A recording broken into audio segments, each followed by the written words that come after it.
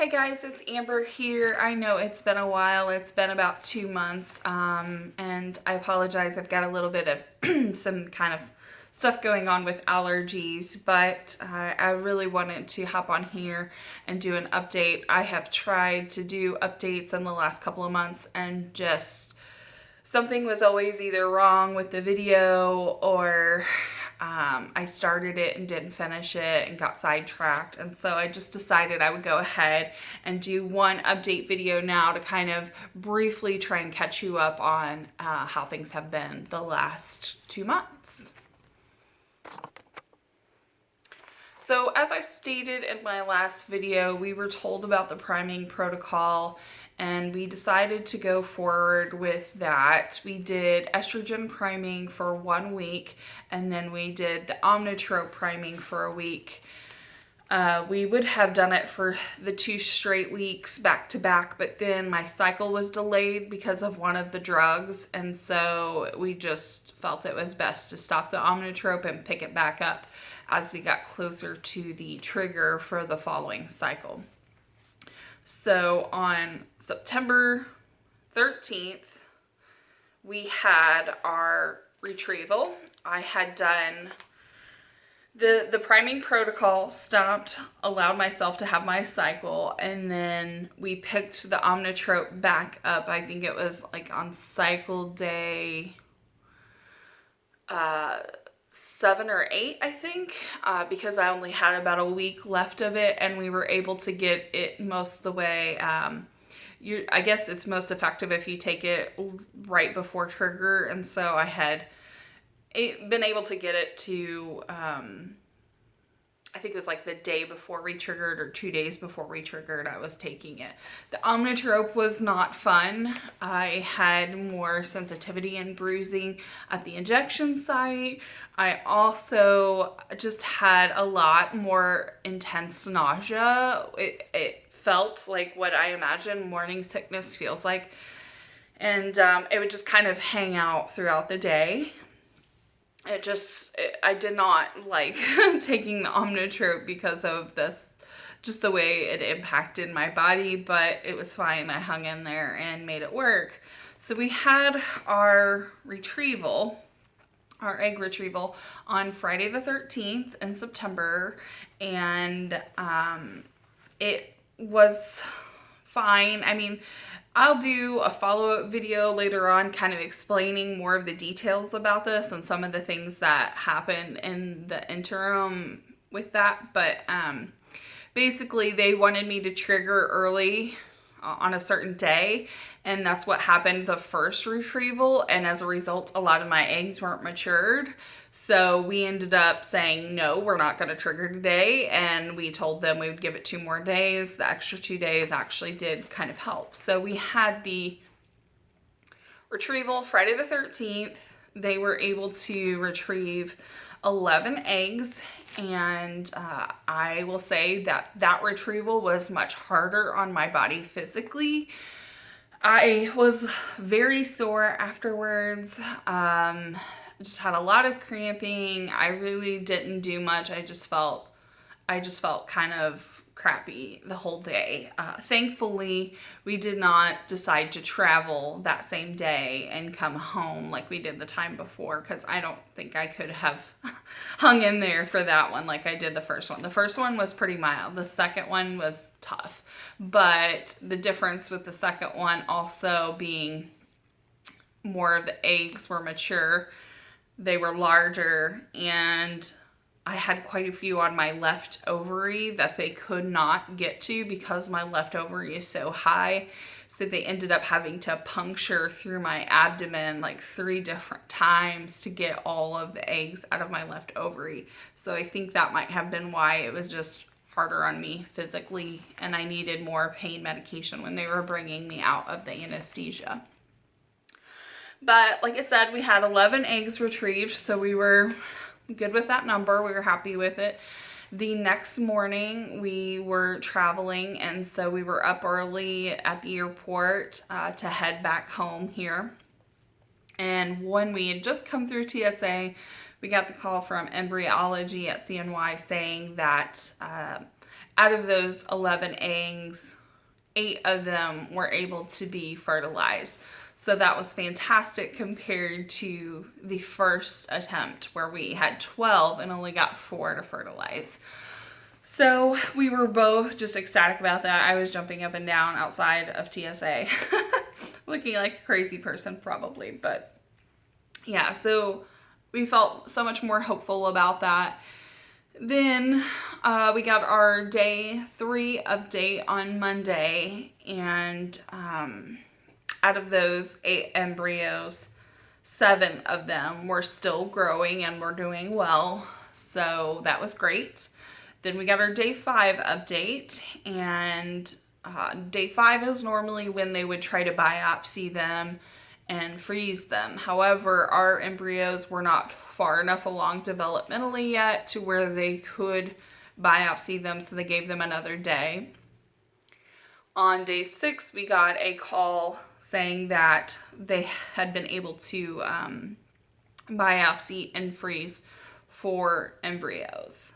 So that was kind of what we were expecting. You know, usually it's about half of what they initially get. That makes it to day 5. So we were fine with the 4. And then the next day on day 7, they called us and said surprisingly 2 more had caught up. And so we actually had 6 that were able to be biopsied and frozen. So that was a huge miracle, and we were so relieved and excited and hopeful, because statistically, with our genetic mutations and everything, we were told that 1 in 4 embryos we should expect to be normal and healthy. The other 3 being impacted by 1 or both of the genetic mutations. So to have 6 go to biopsy, we thought that gave us pretty good chances of having at least 1 that would be healthy so we could move forward with the transfer. I got my cycle after that on the 23rd, and we started doing a mock transfer cycle because we just were so convinced we would have the 1 or 2, maybe even embryos that were healthy. So we started the mock transfer cycle. I started taking the estrogen, and we were planning to do an ERA, which is the endometrial receptivity array, and that's where they go in and biopsy a piece of your endometrial lining to check and see if your body is in its receptive window for a transfer. So it was kind of a cool thing. My gynecologist's office is on the same floor as an infertility clinic at their hospital, and so they were going to be able to do it for me. It was only going to cost us $25 with their clinic, and then we'd have to pay for it with the genetic testing portion of it, which was going to be like $800 or so. But it was going to be a lot less than what we were expecting it to be, so we were kind of glad about that. However, on October 4th, right before we started really getting into the thick of the mock transfer cycle, we got our genetic testing results back. They came back a couple of days early. So out of the 6 embryos, we were told that all 6 of them were impacted in some way negatively. 5 of them had either the BRCA2 or the FAP or both, and 1 embryo had neither, but then when they did the PGS testing on it, then they found out it was missing a copy of chromosome 16. So we wouldn't be able to use that one either. So I got that news this past Friday in the morning, and I was devastated.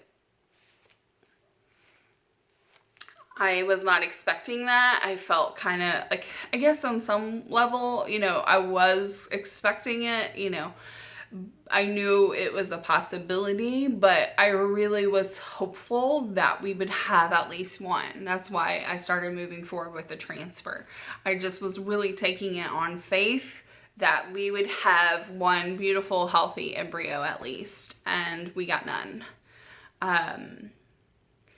Friday was very hard, emotional day for me. Kind of coming to terms with the fact that our IVF road might be over.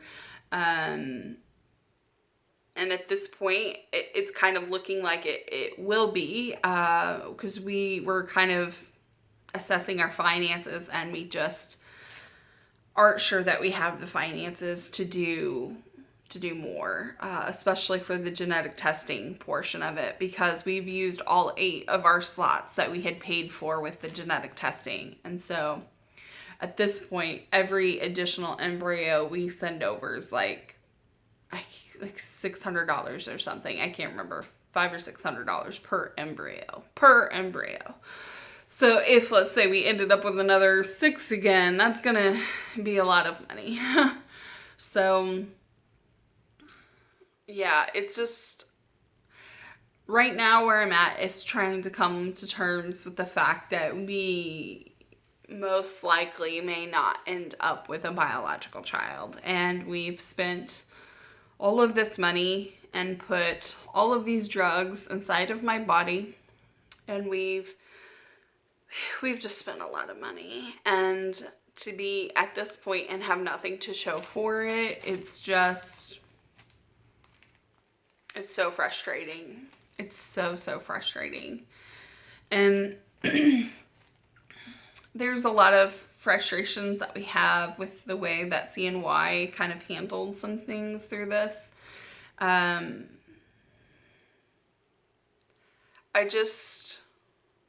don't know. IVF is like a roller coaster, and I know it gets that analogy, but it's it's quite possibly, like, even a roller coaster is, to put it very mildly. That's quite an understatement. It's been the hardest, longest, most emotionally draining thing I've been through in a very, very long time, if not ever.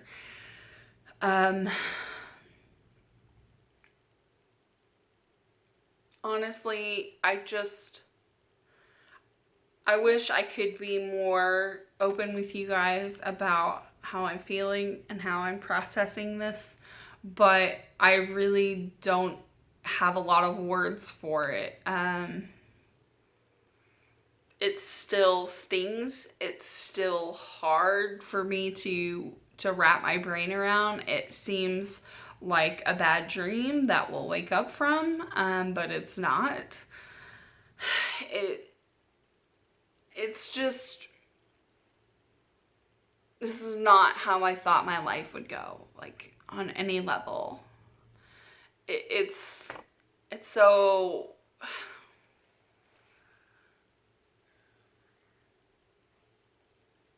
it's just really overwhelming. And I have cried so much the last couple of days. I've just been very emotional. And so what you're seeing now is the girl that's just tired, just exhausted, just frustrated, just confused, and feeling hollow in some ways.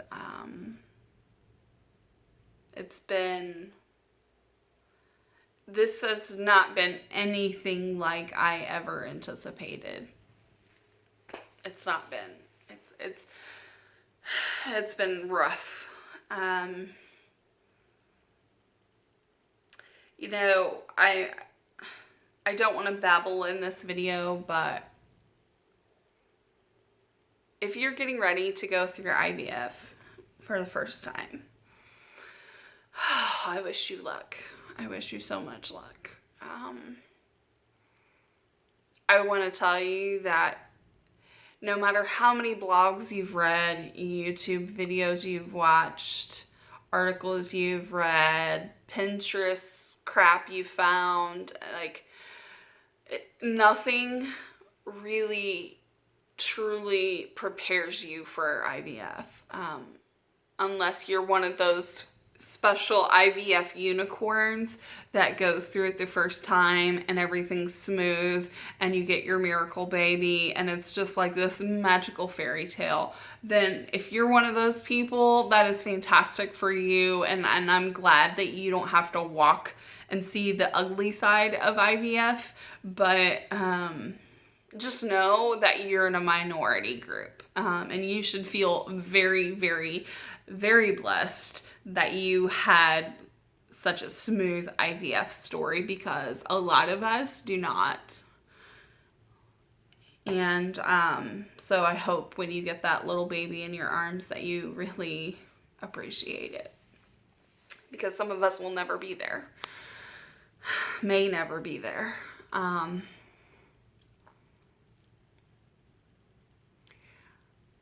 The one thing I will say out of all of this that has been abundantly clear is how incredibly important a support network is. A very big, very strong support network. More than just your partner, more than just your sister, more than just your best friend, more than just your mom. Like, you're gonna need a lot of people behind you that you can talk to, that you can lean on, that you can cry with, that you can vent to, that you can just sit to, that you can go be distracted from the craziness of IVF with. You're gonna need those people in your life.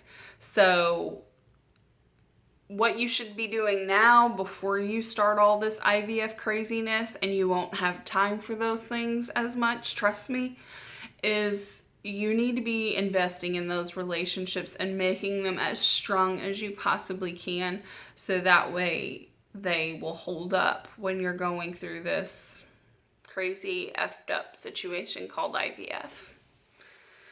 I have been very, very fortunate to have so many friends supporting me, encouraging me, people that have no idea. They've not walked through infertility. They've not had IVF. And yet they're incredibly empathetic and just present and encouraging.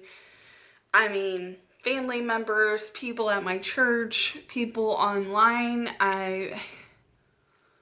So many people. And that has made this process of the grieving, which we're kind of going through now, it's making it so much more tolerable, knowing that there are people that are there with me, that are in it, that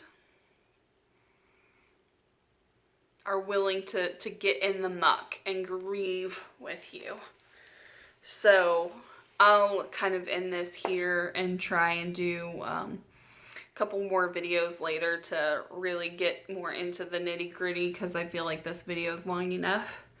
But I also felt like I kind of owed you guys on some level a little bit of information as to what's been going on for those of you that are following on here exclusively.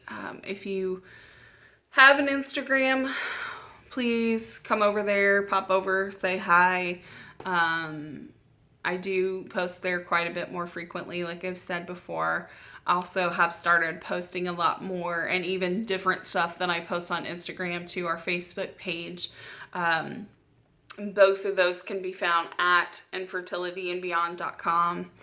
Or not infertilityandbeyond.com, just infertility and beyond. Anyhow, I'll put the information in the description below. But thank you so much for following our journey. Thank you so much for listening, for caring, for your kind words of encouragement. I know that this hard road is in some ways just beginning, and that is a scary thought, but we will get through it. And even if this is the very end of our IVF journey and we don't end up finding the funds in the future to do like another last ditch effort or whatever, I will still be posting about what our life is like after IVF and kind of anything that's like parenting, family related. I'll try to update periodically, but I really hope you guys have a great day, great week, great month. Thanks so much for being on this ride with me. I love y'all. Bye.